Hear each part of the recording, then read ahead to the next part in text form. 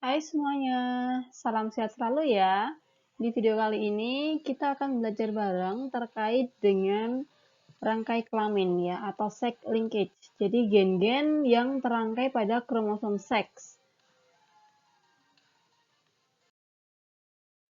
Apa yang dimaksud dengan rangkai kelamin? Jadi gen-gen yang terangkai kelamin ini merupakan gen-gen yang terdapat pada kromosom kelamin atau kromosom seks, yaitu ada kromosom X dan juga ada kromosom Y. Sehingga peristiwa dari terangkainya gen-gen pada kromosom seks ini disebut dengan rangkai kelamin atau sex linkage. Gen yang terangkai pada kromosom X disebut dengan X-linked genes, sementara gen terangkai pada kromosom Y adalah Y-linked gene.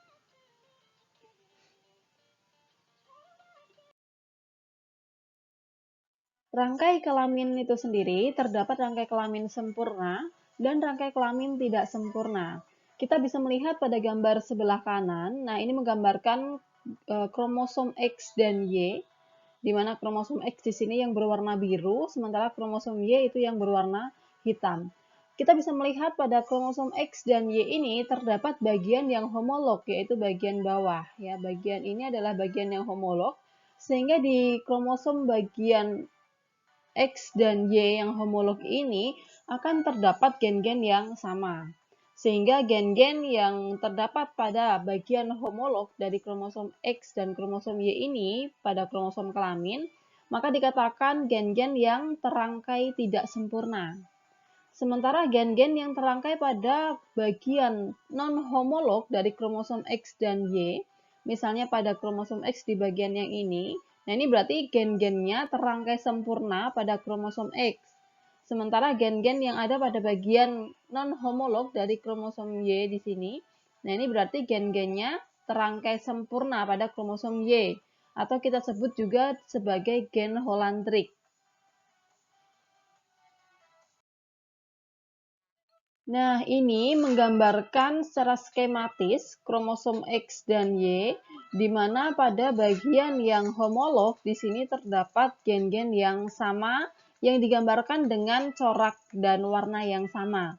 Ya, misalnya di sini terdapat gen berwarna kuning, diberi simbol warna kuning, di kromosom Y juga terdapat gen tersebut.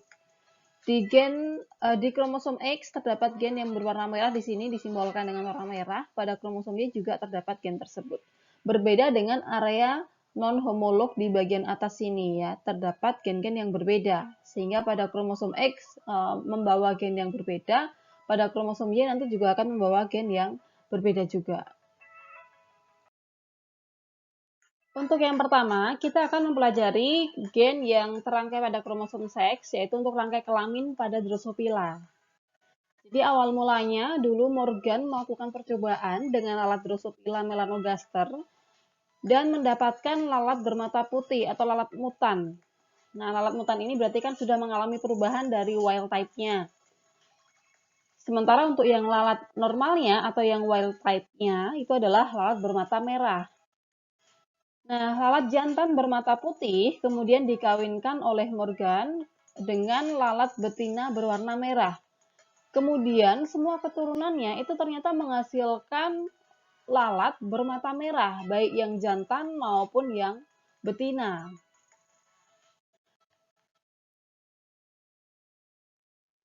Ya, jadi seperti ini diagram persilangan Drosophila yang dilakukan oleh Morgan. Morgan menyilangkan Drosophila betina bermata merah atau tipe normalnya begitu ya, atau wild type-nya. Ini disilangkan dengan Drosophila jantan bermata putih. Ya, kemudian dari persilangan tersebut dihasilkan keturunan pertama. Semua lalatnya bermata merah, baik lalat betina maupun lalat jantan. Akhirnya lalat betina bermata merah dan lalat jantan bermata merah tersebut disilangkan kembali atau disilangkan, kemudian menghasilkan keturunan kedua, yaitu seperti ini. Ya, lalat betina bermata merah, lalat jantan bermata merah, dan lalat jantan bermata putih. Nah, dari hasil keturunan kedua ini, si Morgan melihat bahwa untuk lalat Drosophila jantan ternyata separuh bermata merah, separuh bermata putih. Sementara lalat Drosophila yang betina semuanya bermata merah. Artinya alel yang pengkode atau alel penentu warna putih, ya warna mata putih itu hanya terekspresi pada lalat jantan, sementara tidak terekspresi pada lalat betina. Hal ini akhirnya membuat si Morgan untuk menarik kesimpulan bahwa alel penentu warna mata putih ini hanya dibawa oleh kromosom X. Sehingga ketika lalat jantan itu membawa alel ini, ya, sehingga di kromosom Y-nya tidak membawa alel tersebut atau gen tersebut, maka lalat jantan akan terekspresi atau akan memiliki fenotip bermata putih. Selanjutnya kita akan mempelajari gen-gen yang terangkai kelamin pada manusia. Dalam hal ini adalah gen-gen yang terangkai pada kromosom X, di mana nanti akan ada gen yang sifatnya resesif, yaitu untuk gen buta warna, kemudian anodontia, dan hemofili. Sementara nanti kita juga akan mempelajari gen yang sifatnya dominan, yaitu untuk gen penentu gigi coklat, ya, atau gigi yang mudah rusak. Nah, yang pertama ini adalah gen penentu buta warna ya. Kalian bisa nggak melihat angka berapa yang muncul di sini? Bisa? Oke, baik. Kalau bisa berarti Anda masih normal. Kita coba lagi. Bisa nggak ngelihat angka yang di sini? Kalau masih bisa, berarti Anda masih normal ya. Sementara di sini bisa nggak kalian melihat angka yang muncul? Baik, kalau kalian bisa melihat berarti masih normal. Nah, ternyata kondisi di mana seseorang tidak bisa membedakan warna itu disebut dengan buta warna atau color blindness. Sementara umumnya untuk buta warna ini bisa disebabkan karena faktor keturunan, namun juga bisa disebabkan karena faktor yang lain. Buta warna merah hijau artinya tidak bisa membedakan warna merah dan hijau. Ini adalah buta warna yang sering ditemukan. Nah, ini mencapai 99% dari kasus buta warna yang ada, di mana seseorang tersebut tidak bisa membedakan warna merah dan hijau tadi. Sementara tipe buta warna yang lain, ini adalah tipe buta warna yang tidak bisa membedakan warna biru dan kuning, dan ini cukup jarang ditemui. Dan yang terakhir adalah buta warna total, dan ini juga sangat jarang ditemui. Artinya, individu tersebut tidak bisa membedakan warna semua warna ya, jadi terlihat monokrom. Buta warna disebabkan oleh gen resesif. Jadi pada kasus buta warna merah hijau misalnya, ini ditentukan oleh gen resesif C kecil yang terdapat pada kromosom X. Artinya gen C besar ini untuk mata normal atau alel C besar untuk mata normal, sementara alel C kecil ini untuk buta warna. Sehingga untuk wanita normal memiliki genotip C besar dan C besar C kecil. Namun untuk kondisi wanita yang memiliki genotip C besar C kecil ini nanti adalah wanita normal carrier. Sementara untuk genotip C kecil ini adalah untuk wanita yang buta warna.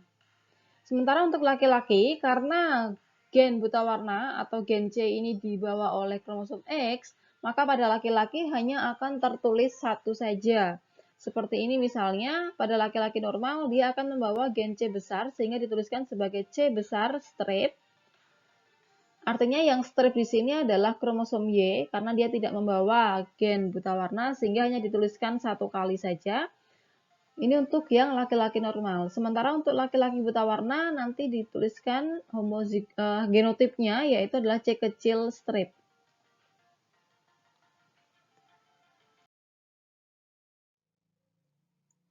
Nah, lalu nanti bagaimana ya keturunan hasil perkawinan antara laki-laki buta warna dengan perempuan normal homozigot?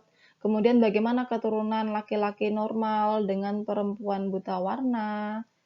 Nah, kemudian bagaimana perkawinan antara laki-laki normal dengan wanita normal heterozigot? Ini harusnya sudah bisa kita lihat atau kita simulasikan nanti keturunan-keturunan yang akan dihasilkan seperti apa. Nah, saya akan mencoba untuk memberikan salah satu contoh eh, hasil perkawinan ya atau diagram perkawinan begitu antara laki-laki normal dengan wanita yang normal heterozigot. Semoga ini bisa menjadi contoh dan bisa menjadi gambaran bagaimana nanti kalian mencari keturunan-keturunan yang mungkin dari kasus-kasus yang lainnya.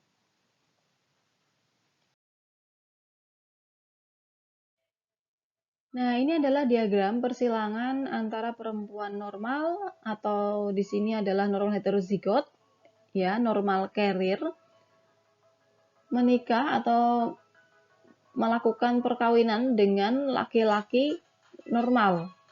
Sehingga untuk wanita yang normal carrier, dia membawa alel C besar dan C kecil. Oleh karena itu, nanti gamet yang dihasilkan adalah gamet yang membawa alel C besar dan gamet yang membawa alel C kecil. Dalam hal ini ovum ya, ovum akan memiliki dua tipe, yaitu ovum yang membawa alel C besar dan ovum yang membawa alel C kecil. Sementara untuk gamet yang dihasilkan oleh laki-laki normal, ini nanti adalah sperma yang akan membawa alel C besar dan sperma jenis lain tidak membawa gen C, melainkan hanya membawa kromosom Y. Lalu dari gamet-gamet yang dihasilkan oleh wanita dan laki-laki tersebut akan saling bertemu, sehingga nanti akan menghasilkan keturunan dengan fenotip-fenotip sebagai berikut ini. Yang pertama bisa wanita normal, kemudian yang kedua bisa menghasilkan wanita normal carrier, kemudian yang ketiga bisa menghasilkan keturunan laki-laki normal, dan yang keempat bisa menghasilkan keturunan laki-laki buta warna. Jadi di sini ada 4 kemungkinan fenotip dari keturunan perkawinan tersebut. Nah, dari 4 fenotip ini, kalau misalnya nanti ada pertanyaan, berapa kemungkinan keturunannya laki-laki buta warna? Maka jawabannya adalah 1/4. Karena ada 4 kemungkinan fenotip, dan untuk laki-laki buta warnanya ada 1. Tetapi, jika nanti ada pertanyaan, dari anak laki-laki pertamanya, berapa kemungkinan anak tersebut buta warna? Maka jawabannya adalah setengah.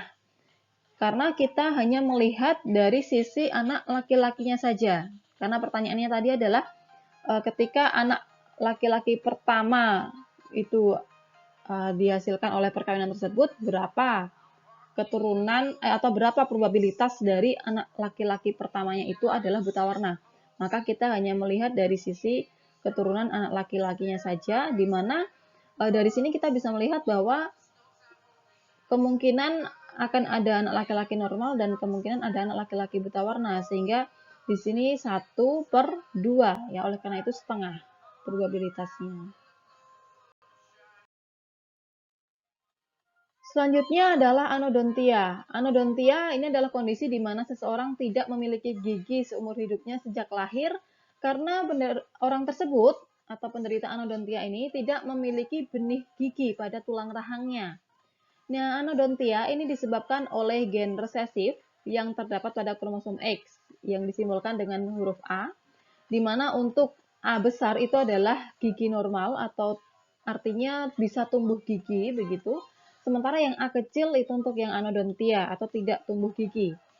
Nah, untuk wanita normal nanti akan memiliki genotip A besar dan A besar A kecil. Nah, untuk A besar A kecil ini adalah wanita normal carrier. Sementara untuk wanita anodontia akan memiliki genotip A kecil A kecil. Lalu yang laki-laki normal itu adalah A besar strip dan laki-laki yang anodontia itu A kecil strip. Jadi ini mekanisme persilangannya sama dengan buta warna ya, karena sama-sama memiliki gen resesif.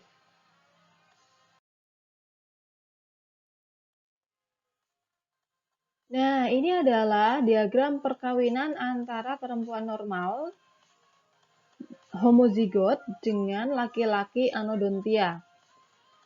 Di mana perempuan normal homozigot itu akan membawa alel A besar dan laki-laki anodontia ini akan membawa alel A kecil. Keturunan yang dihasilkan dari perkawinan laki-laki dan perempuan ini adalah sebagai berikut. yaitu wanita normal, carrier, dan laki-laki normal.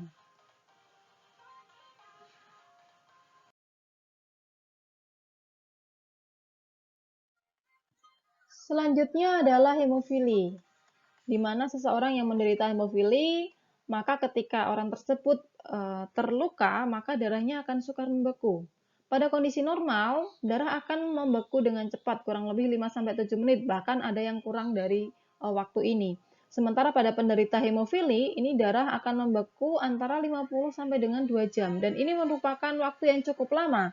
Sehingga ketika seseorang hemofili ini mengalami luka yang cukup berat, maka dia akan kekurangan darah ketika tidak segera ditolong. Nah, gen yang penentu untuk kelainan hemofili ini ditentukan oleh gen resesif H kecil dan terangkai pada kromosom X. Sehingga untuk wanita normal akan memiliki genotip H besar untuk homozigot, dan wanita normal carrier ini memiliki genotip H besar H kecil. Sementara untuk laki-laki yang normal, dia akan memiliki genotip H besar straight, dan untuk laki-laki hemofili H kecil straight. Nah, untuk yang wanita hemofili memiliki genotip H kecil. Namun untuk wanita hemofili ini cukup jarang kita temui di sekitar kita. Jadi kalau kita menemui penderita hemofili itu biasanya adalah laki-laki. Kenapa enggak yang perempuan? Biasanya kalau perempuan yang memiliki genotip H kecil atau hemofili ini, dia tidak bertahan hidup sampai lama ya. Artinya wanita ini kan akan mengalami haid dan lain sebagainya, sehingga ini juga akan mempengaruhi metabolisme tubuhnya ya, sehingga seseorang hemofili, wanita hemofili ini dalam kondisi normal ya, artinya kita tidak memberikan treatment apapun atau perlakuan apapun ya, atau perawatan khusus begitu, biasanya wanita hemofili ini tidak bertahan sampai usia yang dewasa.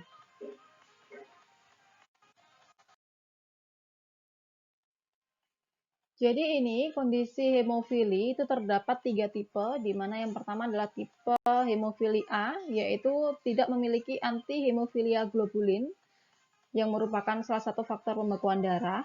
Sementara tipe yang kedua adalah hemofili B. Hemofili B ini tidak memiliki komponen plasma tromboplastin, di mana ini juga merupakan faktor pembekuan darah. Dan yang ketiga adalah hemofili C. Hemofili C ini tidak memiliki plasma tromboplastin anteseden atau PTA. Ini juga penting untuk mekanisme pembekuan darah. Nah, tipe hemofili yang sering dijumpai itu adalah tipe hemofili A.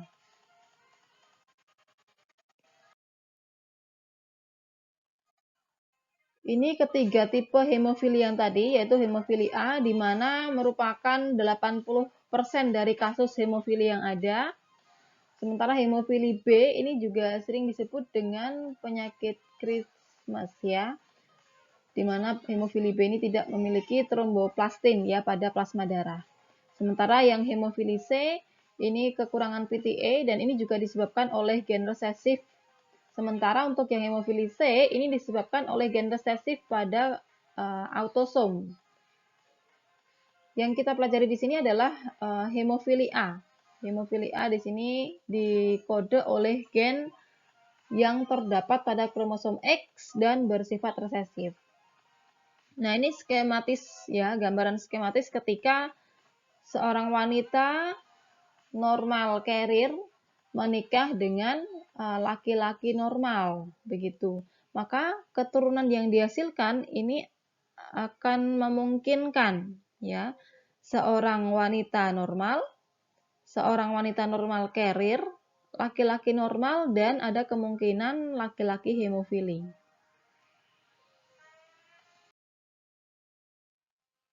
Selanjutnya adalah gigi coklat dan mudah rusak. Karena gigi kekurangan email, sehingga gigi tersebut menjadi mudah rusak ya, atau bisa berwarna coklat. Nah, untuk kasus ini itu disebabkan oleh gen dominan, yaitu gen dominan B besar yang terdapat pada kromosom X. Di mana untuk alel resesifnya ini justru untuk yang kondisi normalnya. Nah, ada pewarisan gen bersilang, criss-cross inheritance begitu ya. Dan di sini saya berikan contoh untuk persilangan laki-laki bergigi coklat dengan genotip B besar step dan perempuan bergigi normal B kecil B kecil. Sehingga di sini gamet yang dihasilkan oleh perempuan itu sama ya, membawa alel B kecil, dan gamet yang dihasilkan laki-laki membawa alel B besar, serta jenis gamet lain itu membawa kromosom Y. Sehingga keturunan yang mungkin pertama di sini adalah perempuan bergigi coklat, ya karena ini memang gen dominan. Kemudian juga laki-laki normal, sehingga nanti ada kemungkinan 50-50 ya, keturunannya ada yang bergigi coklat dan ada yang normal.